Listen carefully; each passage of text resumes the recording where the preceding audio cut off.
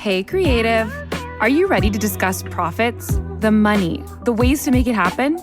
The Profitable Creative Podcast is for you, the creative, how you define it. Videographers, photographers, entrepreneurs, marketing agencies, you get it. CEO of Core Group and author Christian Brim interviews industry experts, creative entrepreneurs, and professionals alike who strive to be creative and make money at the same time. Sound like you? Tune in now. It's time for profit. Welcome to another episode of The Profitable Creative, the only place on the interwebs where you will learn how to turn your passion into profit. I am your host, Christian Brim. Special shout out to our one listener in Marina del Rey, California. Never been there, but I love the song by George Strait. I'm not going to sing it.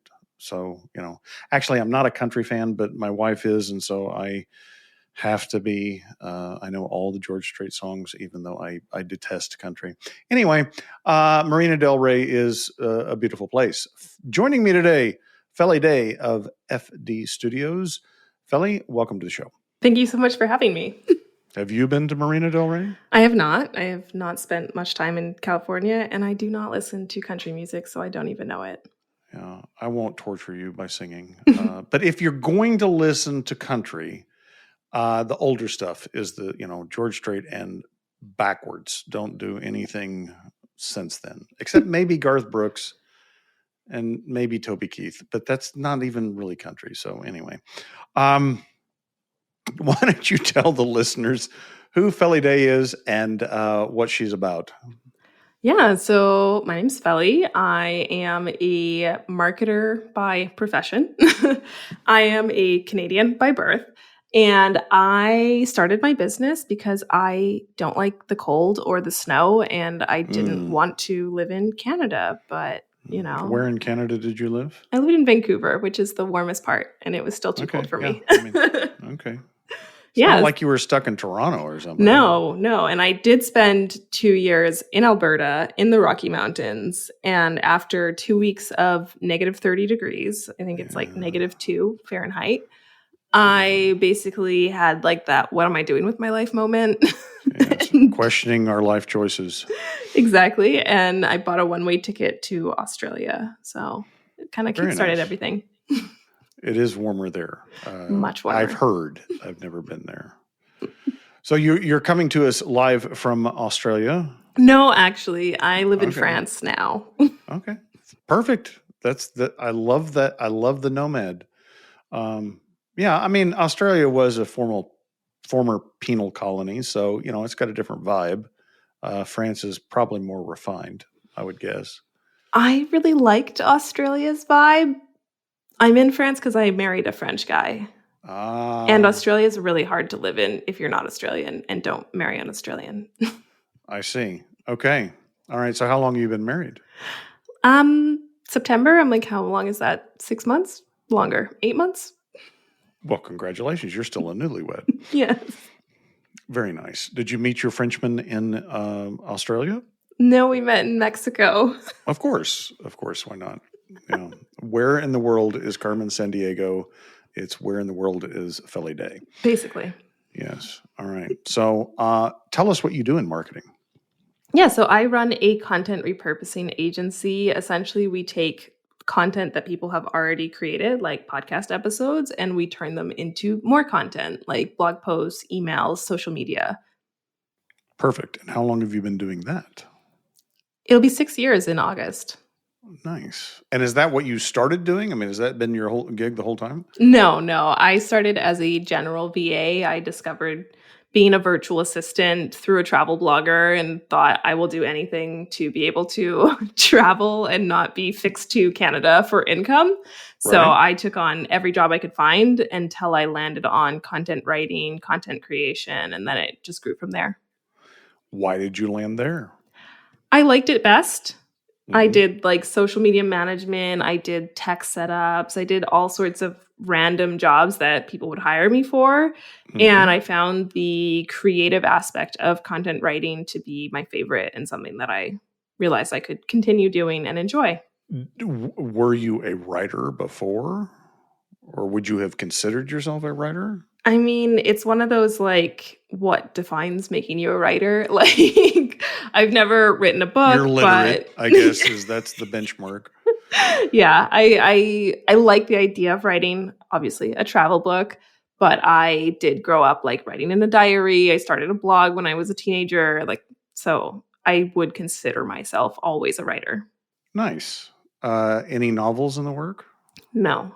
No, I have an not that ambitious. idea. I have an idea, but Yeah. I've never sat down to, like, outline write it. It's just a later Have you project. have you read the War of Art?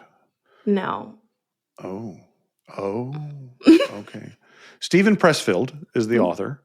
War of Art is one of those quintessential creative books. He is, I think my daughter actually introduced me to it, who's a figurative oil painter. But he was a screenwriter and a novelist. He's most famous for The Legend of Bagger Vance, which was turned into a movie. But he writes about the resistance. That's what the book War of Art is, and how creatives meet this resistance when they are working in their creative genius, and how to overcome it. So I would highly recommend the book. In any case, you were meeting the resistance in writing your novel. Mhm. Are you going to share with us an idea, put it out there into the universe so it's real? I mean, yeah, it's based on a true story, of course. As all A good travel stories are. story um, of someone that I met when I went to Bali. Okay. And it's funny because I didn't like Bali when I got there, and I think it's very, very hyped up currently for a travel Okay. destination for digital nomads, and I found it not great, and then I met someone that just essentially changed my life. So, it's like, I have it, like Oh, funnily enough, I yeah. have it Now, all, like, mapped out in a journal when I was there because I, like, had that moment of, like, "This would make a great book," but it's okay. never translated into a actual manuscript. Well, the way this podcast goes is I find interesting things and I tug. Mhm. So, how did it change your life? I'm very curious now. I mean, do you believe in the concept of kindred spirits? I suppose so. Yes, I'll stipulate that for the conversation. Yes, I Okay, do. even, like, not even kindred spirits, what's the other one? Twin flames, and just the fact that, like, people can be mirrors to Hmm. us. And Okay. so I met someone that really showed and made me question a lot of my choices and a lot of, like, where I was at in life. And the big thing that I realized was that for years, I hadn't let myself trust anyone. And so it Hmm. started a catalyst of, like, self-trust and learning to trust other people, which changed a lot of other parts of my life as well. And how old were you when you had this epiphany? Ooh, 2018 was 7 years ago? I was 23. Okay, this is interesting. All right. I may come back to this. Okay, Okay. so when you decided that you wanted to work on content, how did you go about turning it into a business? Because that's what this show is about. Is like, okay, I'm good at, or that I love something. How did you turn it into a business? How did you Well, approach it? I yeah. guess. Well, as I had mentioned that I started as a general VA, and so I was taking any projects, any clients, anywhere I found them. I found a client through Craigslist, I found clients through Facebook groups, I found clients through Instagram. And then as I worked with more people and developed a skill and developed services essentially to sell, I started getting referrals. So my Hmm. agency actually grew because I had so many of my current clients recommending me to their clients. And it was right when Hmm. the pandemic hit and business kind of boomed. Everyone wanted help. And so my business grew from there. It was through referrals and through word of mouth. Interesting that your name is FD Studios, because that brings to mind like production. Mm. Not what I would normally associate with writing. So do you do a lot of video as well, or is it just written copy? We do short form videos. Okay. And do you produce those, or do you have others? I have a team. Nice. Yeah. Okay. So did you build your agency on the VA model? So you use other VAs or other independent contractors, or do you have any employees? Yes, I built it with the independent contractors. I don't have employees. I have a content writer, a team. I have a content writer, a video editor, and a agency manager. Nice. Very nice. And you've built that in 6 years. So what is your role in the business as you see it? My role currently is marketing and sales. Okay. And then strategy overseer, essentially. Like, I can be tagged in if anyone needs me to step in. Like, if my team members needed a vacation or something came up, I can step in. But essentially, I'm like the overseer and not in the day-to-day. Was that a conscious decision? Mm-hmm. Okay. Let's talk about that. Why? But, well, it's an important thing because I think you have figured it out at the ripe age of 30, if my math is right, that you have a business rather than a job. And talk about that journey or transformation or of being a VA and like you doing the work to I've created this business where others do most of the work and I'm doing marketing and sales. I mean, I think there's a lot of factors that have gone into the decision of how I've grown my agency. The first one, what I would say is when I started as a VA, I remember saying very clearly to my dad, I want to work less hours and earn more money. And he said, life doesn't work like that. And I said, watch me. But I also would like to sell my agency, like big 5-year plan, 10-year plan maybe is to be able to sell it. And to be able to sell your agency, they don't want the founder to be part of every single step. And they don't want you to be the face of it. Like I used to be called Felly Day VA. And so that's where it became FD Studio because I wanted to take my name out of it. Well, Felly still kind of in it, but someone else could take the initials and make it whatever they wanted, right? Yes. Yes. You could. You have a lot of options with FD, for sure. Okay, so you hit on something. Okay, how did you come to this knowledge, like that I want to work less and make more? Like, I say that. I say that because that's not common knowledge, right? I think a lot of people are stuck with the belief that you have to work hard to make money. Sounds like your dad was kind of maybe stuck in that belief system. Mm-hmm. So how did you come to the understanding that that's not always true? I would say it's because my main driver, besides not wanting to live in my country of origin, is that I want to travel. And to be able to travel means I need to be able to have travel days where I'm not available because I'm flying or on a boat or out of service. I want to be able to go places that aren't like resorts. So again, out of service, spotty Wi-Fi. And I want to travel long term. I don't want to be like off for 1 week. I want to be offline for a month. So it was always that I need to have something that works without me. And that's also where the idea of selling the business comes from, because it's like a lump sum and then I can build something else again. Okay.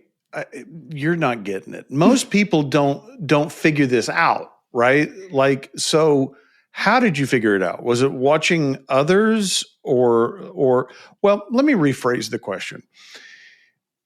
When you decided that you wanted to have more flexibility of time, and therefore you wanted to build this out so that the business was not dependent solely on you, were there challenges that you had, like in your beliefs, like this isn't possible, or how do I do that, or like?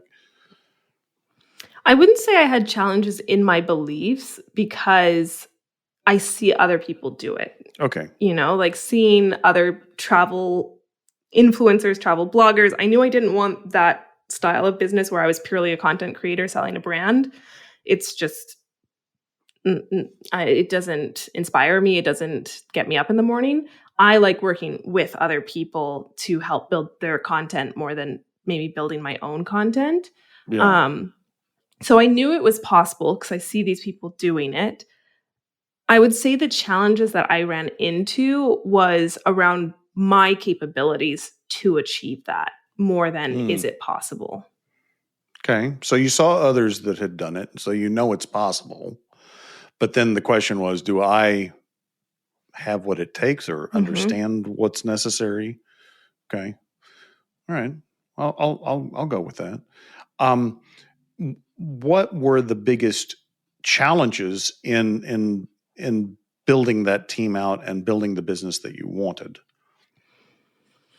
A big one would come back to self-trust. I did a lot of therapy and work on my ability to trust myself and like trust the path that I was on, because part of marketing is a boring side, right? Like the waiting for the results. Like, you know your strategy and you know what you're doing and that it will work. But sometimes there's that lull between like the creation period and the development before things actually take off. And so there was a lot of periods of second guessing myself and my decisions and my ability. And yeah, I think there was a lot of journaling involved to get to where we are now. Are you at the point where you trust yourself, like that you say, okay, there's some things I don't know. We're going to try it and see what happens, but it's okay. I trust the decision I'm making. So are you at that point now? Yes, I am. I don't know if it was 2 weeks ago, I wrote a thread that I said I'm in my boring marketing era where I'm doing the tasks that I know will make a difference, even though I'll go on Instagram and watch videos or go on TikTok, right? And my brain is like, I could do that. I want to do that. I want the virality, but it's not the period I'm in right now. I'm in the, like, we're being consistent and doing the things we have already proven work. Yes. A lot of business isn't sexy. That's for sure. And it's easy as an entrepreneur to get distracted. I suffer from what I call shiny object syndrome, and I think personally for me, part of that is I like solving problems. I like learning. And so, like, I've got this AI project I'm working on and for my company. And I'm like, I have to question myself, like, why are you learning this rather than going and finding somebody that already has a much better understanding of it and letting them do it? And kind of, struggling between, is this something that I need to be doing, or is it something that, someone else can do for me? Do you still struggle with that like I do? Yes. Like, being a marketer myself, I want to do all my marketing. And currently I do the marketing for my agency. And it's something that I've thought about and looked into, and I've even like tested a few different ways, but I've never found the right solution, I guess. And that is outsourcing my marketing to someone else. Yeah, that would probably be a real big challenge since that's your business. Exactly. Right? Yeah. There's a parallel story. I remember many years ago, we actually hired a company to do our internal accounting. And I really liked the person that owned the company, and she was very competent. But at the end of the day, it was one of those things that I couldn't outsource, like, because I had a certain level and certain expectation that a third party was never going to be able to understand. I have been able to transfer 95% of those responsibilities to an internal person so that I don't have to do that, right? But that's a different thing. I think when you have an employee, I don't know, maybe this is just in my head, but this person's a long-term employee, been with me for more than 10 years, and this is what he does on a regular basis, but he also understands me and he understands the company. And so it's just a different dynamic than someone that's not in the company. I don't know if that makes sense. Yeah, bringing a third party in, like they have their own processes, and instead of coming in and taking on your processes, and Right. even if they have techniques or methods to take on your voice or your systems or that thing you like that's really particular, it's still Right. never quite the same. He knows the questions I'm going to ask, right? And that's very important. I mean, I haven't quite got him to the point yet where he starts proactively answering my questions. Like he's still reactive in that, and that's totally fine. But to your point, it's like if you outsource something, I don't know that you ever really get that level of understanding from that person. And it's not like they can't, it's just they don't, because the relationship's different. And it's like, will I spend my time redoing what they did, or will I accept what they did and not be happy with it? Like, yeah, I haven't figured it out yet. No, I mean, and I think that you don't have to. I mean, I think you could potentially have other people do aspects of it that you're comfortable with, maybe your own team doing aspects of it. But for most entrepreneurs, their highest value to the company is the promotion of it, the selling of it, the marketing of it. I mean, no one believes in it more than you do. Exactly. No one understands it the way that you do. And anybody that does it other than you is going to be a substitute. They're not going to be the original. Yeah, that's exactly it. And that's why, like, with the marketing, because it is my profession, outsourcing it every time, I'm like, it's not where I want it. No, but to your point, I mean, if you want that time freedom, that, marketing can't be just turned on and turned off. It needs to be consistently done. So how have you managed that with your time freedom? Currently, it's about the platforms I use and scheduling to those platforms. Like, I have a podcast and I have an email list. So those are all scheduled a month in advance or more, especially if I know I'm going offline. But what I noticed last year when I went offline for my wedding was that what had been leading people into my funnel was my activity on Threads. And so when I disappeared from Threads, things really slowed down, and I only really had the warm leads that were already in the funnel, right, purchasing and coming to me and asking questions and booking calls, versus new people. So it's like I had to reboot the machine when I came back from my wedding.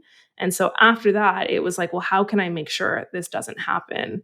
And so the current strategy is to not use social media as my lead generation. What are you looking at instead of? Podcasts, Right. guesting on podcasts, getting in front of other people's audiences, and blogging to get on SEO more. Do you have somebody that can cover the sales or discovery calls when you're offline? Currently, no, but that's like the future plan would be in, like, if I have a good funnel coming in from a not social media visibility, then to have someone take over the sales part, because the marketing is more evergreen. Yeah.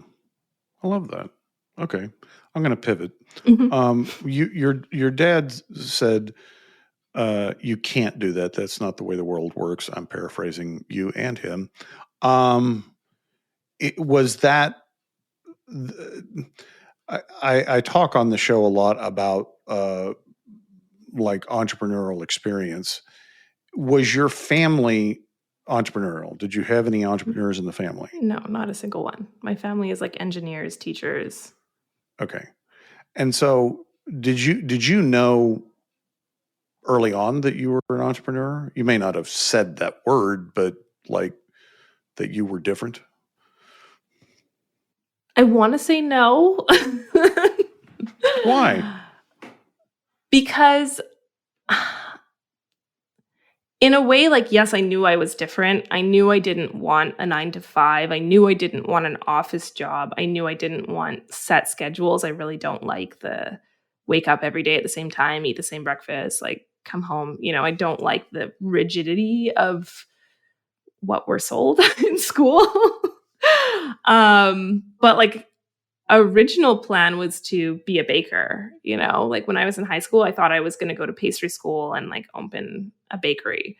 So it's like in a way that is entrepreneurial. Is that why you married a Frenchman? No, but he's a really good chef. He doesn't bake though. Okay. I mean, the French are known for their pastries and their baking. They are very good. I will admit they are very good. You sure that wasn't a secret motivation? I don't know. No, it was his cooking though. That was definitely part of it. Yeah. Yes. Were you trouble in school?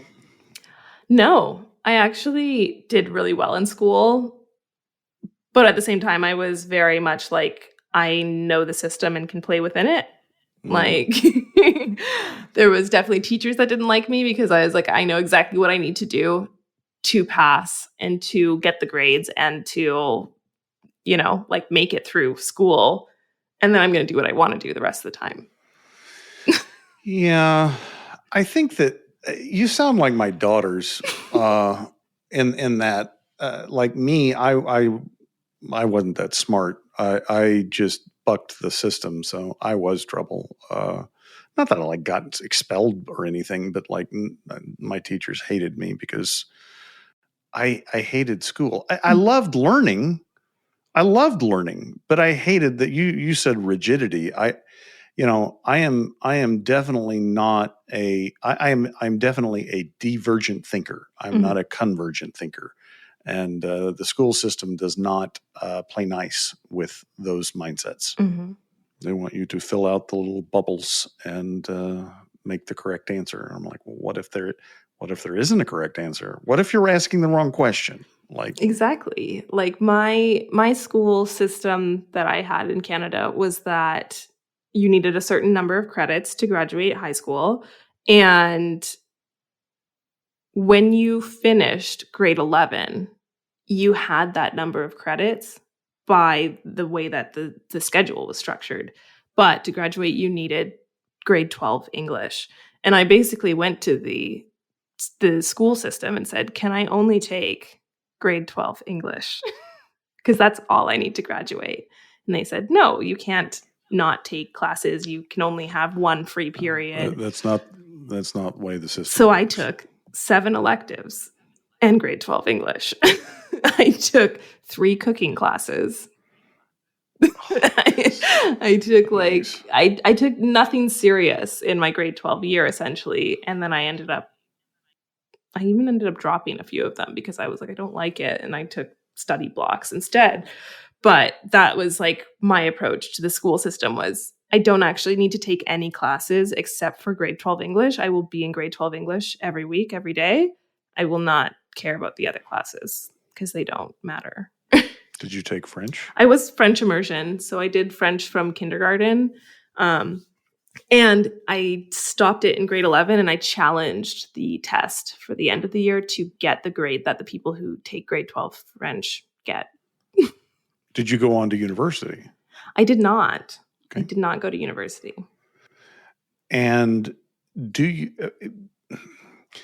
I had this question asked to me, and I'm going to ask it of you. Do you think, like, the formal education is as important to succeed as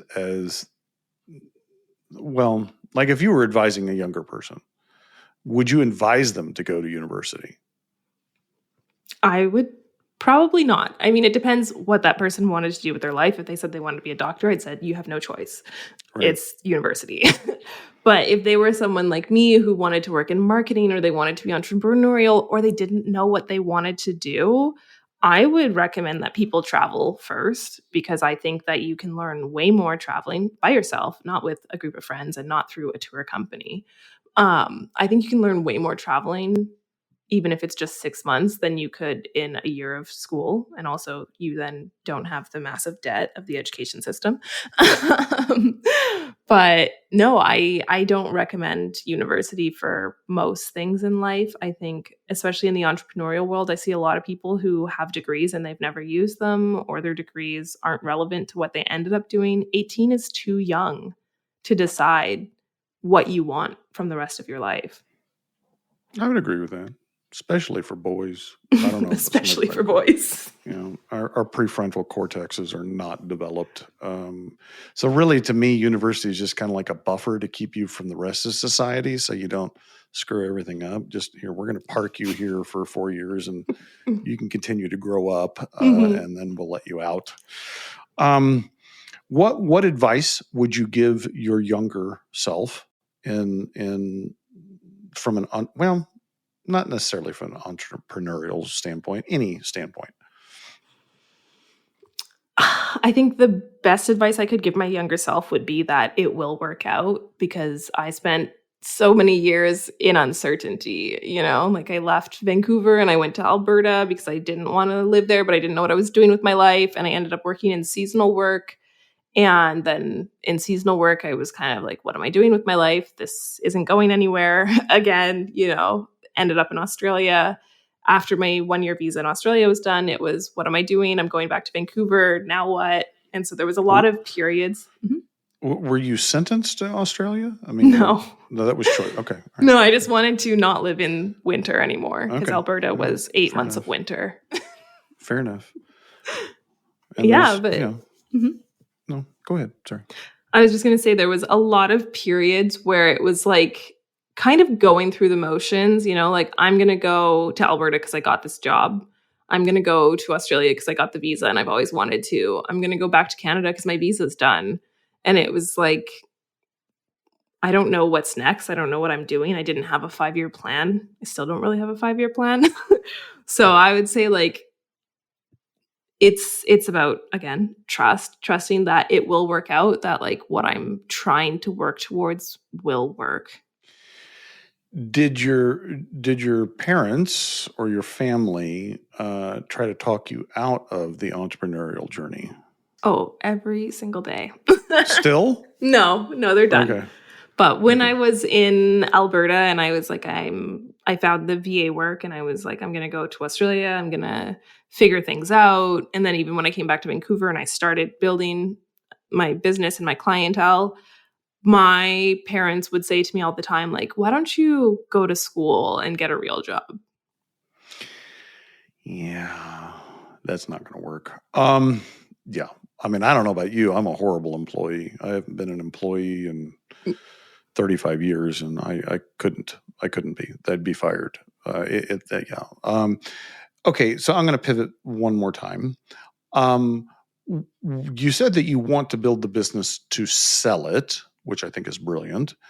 What are you working on in the business now to make that happen, make it saleable? Currently, it would be client growth, bringing on more people, making sure my systems can handle more people, and then hoping to bring on more team and just make it bigger. Okay. How much bigger? We sit around like 3 to 5 clients a month right now, and I would like to sit around like 7 to 10. Okay, so double. So double. Okay.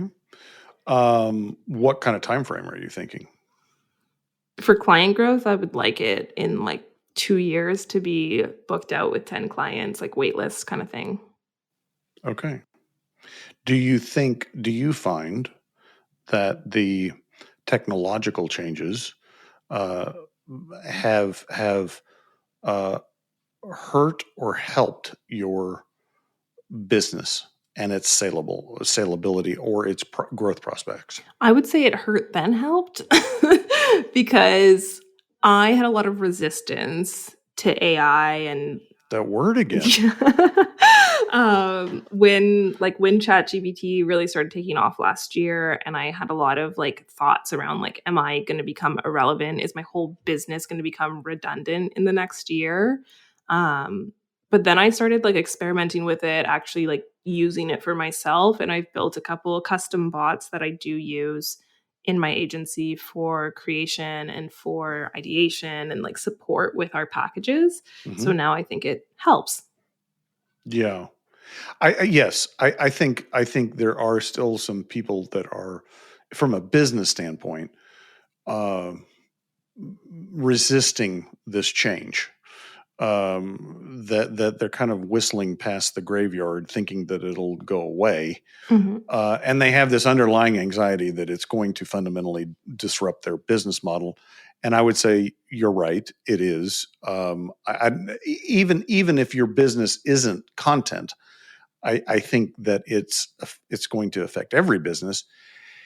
And I think that you have to be out front of it. I think you have to say, I need to learn it to embrace it, like I am with this stupid ass project. But I think your natural reaction to change is to resist it, right? Like we want to stay comfortable where we are. But I think that's a dangerous place to be.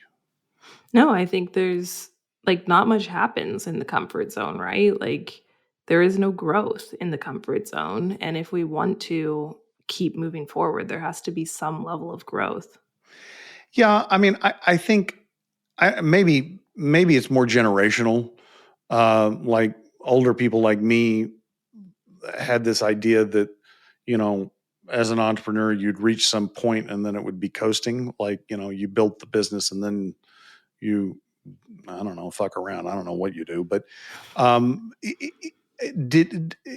that's not reality. It may have been a reality. It's not a reality anymore. Did you ever struggle with that idea of like, I'm going to reach a point and then it's going to be coasting?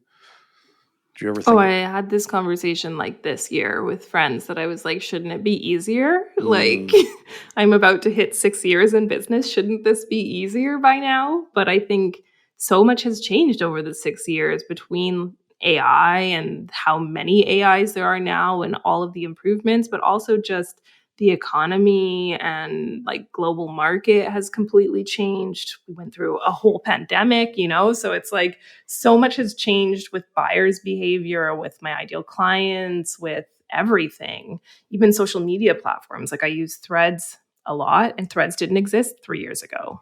Yeah, no, you're right. Who is your ideal client? Who's your target? Entrepreneurs with long form content, either podcasts or YouTube. No specific niche beyond that? No. Interesting. I say that because I think one of the biggest decisions, most impactful decisions in my business was that further narrowing of my target market that I really resisted, that word again, for many years, often unconsciously. And so I asked that question to ask if maybe you're in a similar situation, like you're kind of not further defining a target market on purpose, but maybe you should. I don't know. I also don't know, because I also have faced a lot of resistance with ideal clients and going like deep on exactly who. And yeah, like before I would say anyone that's creating content, right? Like if you've been creating content for more than 6 months, I can help you. And it's like, now we focus on people who have long form content. And I think that it's made a difference. Like we are targeting more specific, but also are getting more ideal recommendations or referrals, not recommendations, but yeah. Do you see any commonality in the people that you attract? Not that I can pinpoint. Like, I tried to explain it to someone once as they're people that I think are cool, but it's like that's not a specific category. No, but I think it is an important factor. Like that actually is one of the questions we asked our team when we defined our target market was, okay, look at the people you're working with now. And there was two questions. One, who do you like working with? And two, who values what we do? Right? We didn't approach it the right way. But I think, working with people that you want to work with is very important. You've got to have that resonance with people or it's not any fun. But the reason why I asked that is I'm thinking that there have to be, so you essentially solve what problem for your clients? We help them triple their visibility. Visibility defined how? Visibility as in their reach online. So those are traffic metrics or engagement metrics? Traffic. Okay.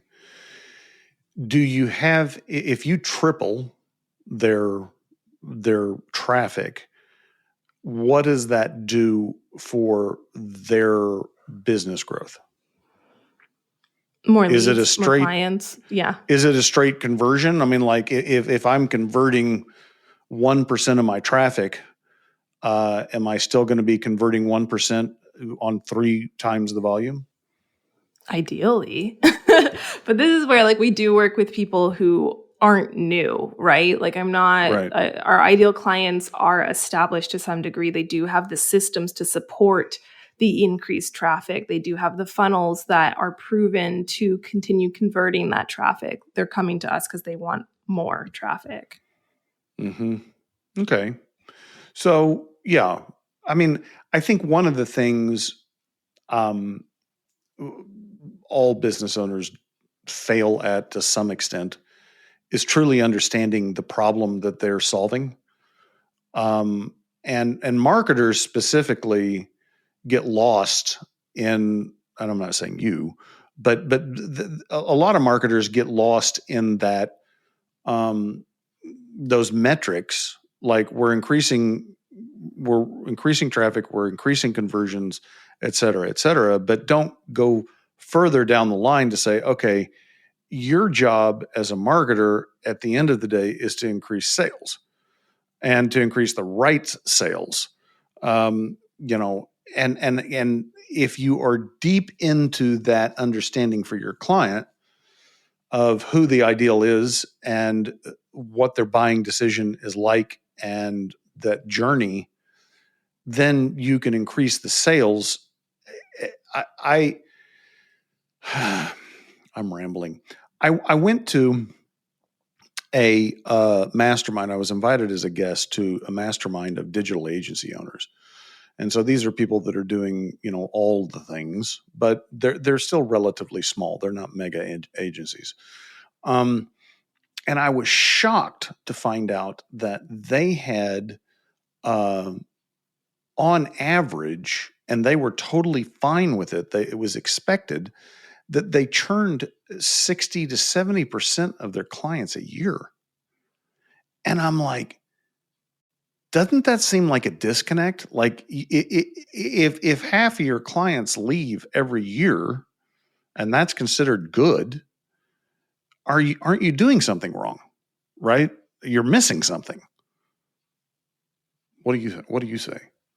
I mean, I am also in that I do have a high churn rate, and I think it depends on the service that you do. Like when I see which of my friends who run agencies have high churn rates or not, because for me, with how much content we create, a lot of the times our clients will say after the first 3 months, what our minimum contract is, they'll say, well, I have enough content now.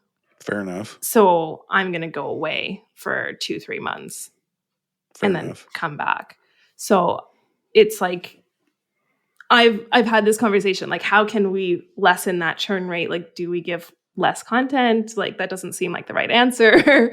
Do we need to create a better system to make sure that they're using every single piece of content within the retainer? But then it's like about people's marketing strategies and what type of content they're getting, right? So churn rate is really interesting for me with agencies, and I don't know if it's always a bad thing. Well, it wouldn't be a bad thing if you completely solved their problem in 6 months. And yeah, that's true. Although, like, if I had Business model wise, though, it's not ideal. Right. So if I hire a marketing agency and they give me more sales than I can handle, their activities generate sales. I mean, I that means that my operational process, whatever it is I do, is full, right? I mean, like that's what that signals to me. Like, stop sending me leads. I can't handle them all. Well, that could be that they don't have the right sales process. They're getting unqualified people that are burning up bandwidth. It could be an onboarding problem for them. Like, they're not able to get those people into their process. Or it could flat out be, I don't have enough bodies to serve this number. And I guess my thought on that is, at the end of the day, the deeper you go in to your clients and figure out what the problem is, like, why are you telling me to stop? Like, is that a good thing? The more insight you're going to have into defining that target. Just some thoughts. No, I agree. It's definitely like when people leave, it's important to send like the feedback forms or have closing calls, right? To understand, like, why are you leaving? What could we have done differently? Is there something we could have done to keep you? And then making changes accordingly.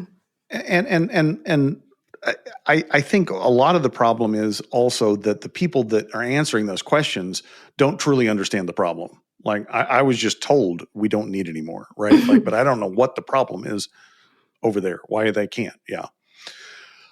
Felly, I feel like we could go on for days, but you have, I'm sure, a exquisite dinner prepared for you. I mean, can you hear him cooking? No, but I'm just surmising of time of day, and you said he was a good cook. So I want to let the listeners know how they find more about, not Felly Day VA, although that is catchy, FD Studio. Mm-hmm. Yeah, so you can find me on the internet, fellyday.com. I'm on Instagram, Threads, LinkedIn, Felly Day everywhere. And then all I talk about is my agency. So you'll see it mentioned everywhere. I love it. Listeners will have the links in the show notes. If you like what you've heard, please rate the podcast, share the podcast, subscribe to the podcast. If you don't like what you've heard, shoot us a message and tell us what you'd like to hear, and we'll get rid of Felly. Until then, ta-ta for now.